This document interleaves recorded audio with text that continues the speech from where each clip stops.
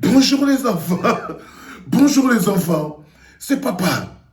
Bienvenue dans le deuxième podcast de la journée. Bonjour Yoda. Les enfants, bienvenue à la clinique.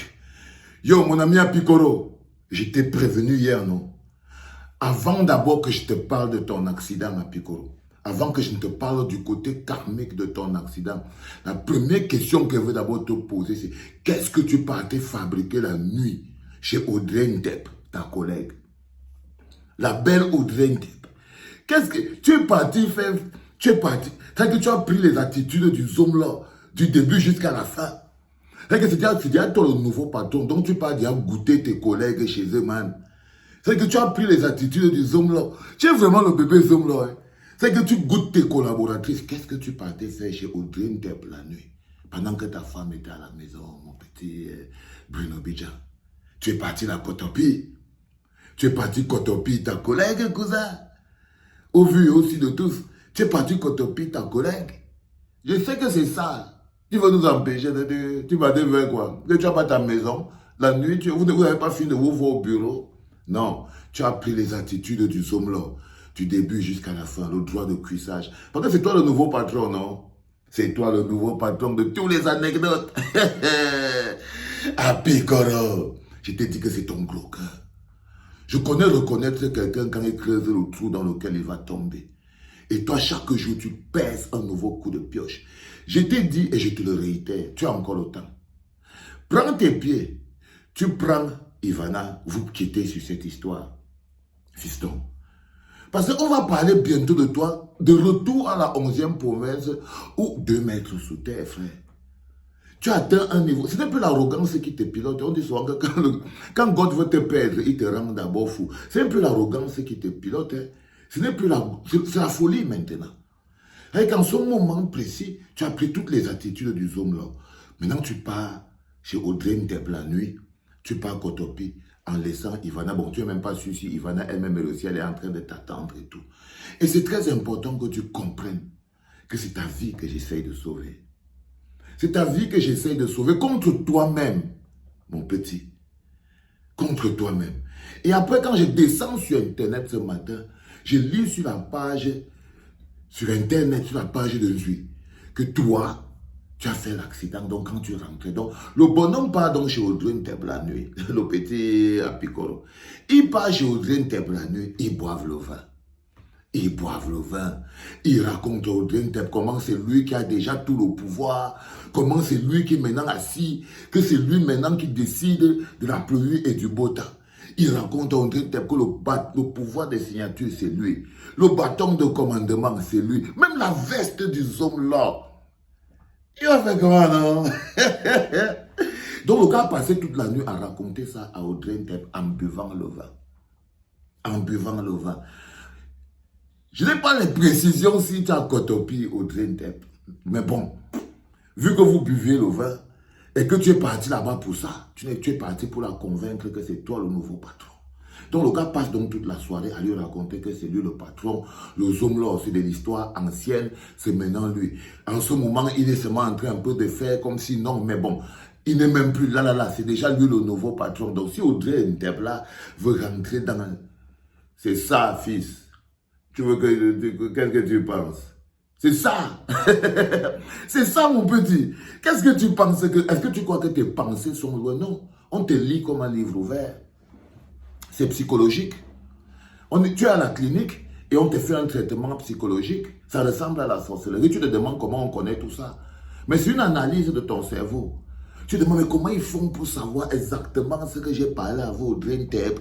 Comment ils font pour mettre la main sur le sujet exact. Le cas de Valsé, voilà. Papa là, c'est un voyant, c'est un sorcier. Tu te poses toutes les questions et tout. Non, c'est une analyse psychologique du personnage. C'est le résultat d'une analyse psychologique du personnage. Je peux disséquer ta personnalité. Pourquoi toi? Parce que tu es l'exemple, le cobaye de l'exemple parfait de la résiste camerounais qui est capable de se dresser contre l'avenir des jeunes juste pour ses intérêts personnels. Vous êtes des centaines comme ça là-bas au Cameroun, mais ton exemple précis est le plus populaire, donc c'est celui qu'on utilise. Tu n'es qu'un cobaye. Tu n'es qu'un cobaye dans la clinique. Je pourrais t'enlever et mettre quelqu'un d'autre, mais il n'aura pas la même saveur. Il y a plein de gens là que je pourrais prendre dans ton environnement, mais ils n'ont pas la même saveur que toi. Donc, tu es un cobaye pour montrer aux jeunes que vous voyez vos types de jeunes que vous racontez au Cameroun, que les jeunes qui ont réussi, qui s'en sortent et tout. Non, ils sont seulement sur le chemin de la perversité pour revenir reproduire, parce qu'ils sont les fabrications, ce sont des créatures. Vous voyez par exemple un gars comme Apikoro. Apikoro est une créature du Zomlo. C'est pour ça qu'il s'étonne que nous on comprend que étant une créature, donc il marche sur les pas du Zomlo. Il porte les habits du Zomlo, il s'assoit comme le Zomlo, il porte les chaussures en crocodile du Zomlo, il partage la go avec le Zomlo, et il s'étonne qu'on s'imagine qu'on puisse tranquillement dire que bon, s'il est parti chez Audrey la nuit, c'est pour aller faire comme le Zomlo. Et le karma l'a attrapé. Donc quand il a fini de faire ça, il démarre la voiture. Et il est en train de rouler. Ce n'est pas lui qui part cogner. Quand on te dit que tu peux fuir les problèmes te suivent. Il est en train de rouler au calme. C'est pas que, oh, il était genre, il part. Non, non, non, non, non. Les problèmes viennent le trouver. Les problèmes viennent te trouver, frère. Et ça, c'est seulement le petit. C'était un signe. Là, c'était un ping-pong. Est-ce que tu es éveillé? Est-ce que tu comprends? Donc, le karma est éveillé. Ça vient le cogner. Sur les voitures, nyam. Ça vient, ça cogne ça. Pour réveiller ton esprit, mon petit. C'est pour réveiller ton esprit que la veste du Zomlo que tu es parti porter hier, j'espère que tu es prêt à porter le karma qui va avec. Ça, c'est un réveil mémoire. Le petit accident que tu as eu hier. Tu entends, non, mon petit Apikoro? Le petit accident que tu as hier, c'est un petit réveil mémoire pour te dire que tu as porté la veste du Zomlo hier. Tu as pris tes pieds, tu es parti raconter ta vie à Audrey Tête. Que tu es parti lui dire que c'est toi maintenant. Et que même Ivana, là, elle t'amène déjà trop les problèmes. Oh, le gars, tu vas. Et quand que le petit, il va devenir un peu lourd. Puis le gars dit à Audrey Tête que Ivana lui pose déjà trop les problèmes. Elle est trop populaire. Elle lui pose trop les problèmes. C'est elle-même qui l'a mis dans les problèmes. Mais comme c'est déjà lui le nouveau patron et tout, il peut se permettre de butiner. Sauf que tu oublies qu'un enfant qui porte le caleçon de son père, alors que son père est encore vivant, même s'il a l'impression que ses membres pèsent 100 tonnes, ça c'est la hernie. Ça c'est la hernie, mon petit.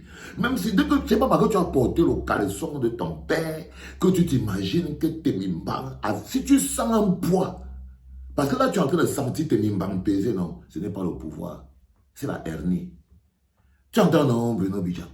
Ce n'est pas le pouvoir, ce n'est pas la force, rien. Tous les petits avantages que tu vois là qui sont en train de... Non, c'est la hernie spirituelle. C'est la hernie. Enlève le caleçon du Zomlo. Tu entends, fils? Enlève le bangalon du Zomlo. Porter ça va te dépasser. Je n'arrête pas de te le dire. Porter ça va te dépasser. Tu as vu que le Zomlo s'est concentré une fois. J'ai dit au Zomlo hier que tu as porté sa veste, tu veux déjà... Et le matin, et la nuit, boum. Donc, si à un moment tu ne connais pas que la formule de Karma is a bitch est une formule réelle, mon petit Apikoro, tu resteras donc mon cobaye ici pour que j'explique. Parce que tout ce qui va t'arriver, il faudra que les gamins sachent que ce n'était pas la magie, ce n'était pas le hasard, c'était prévisible donc tu pouvais éviter. Et il ne faut pas qu'on dise que non, c'est le destin. Non, quelque chose qu'on peut prévoir, ce n'est plus le destin. Par exemple, ce que je suis en train de te prédire là, ce n'est pas le destin. Tous les problèmes qui vont t'arriver. Donc quand tu vas te retrouver dans le repartir, par exemple, à la 11e province, ou bien à l'hôpital pour étant très mal, ou quoi que ce soit, il ne faut pas que tu dises que c'est le destin. C'est une analyse claire, c'est scientifique. Tu es en train de construire toi-même, point par point, la corde qui va te faire danser le Williba, Willibo, Williba. Donc je tenais à te dire ça, que j'espère que tu as perçu le message de que arrête de porter les habits des hommes là. Arrête de porter les habits du Zomlo, mon petit. Va vivre ta vie. Les enfants ramassés, ça vous partez donner à Piccolo. Parce que ce qui lui est arrivé là, il peut lui arriver pire s'il ne fait pas attention. Allez, on est à la clinique sur le deuxième podcast et ça court. C'était papa.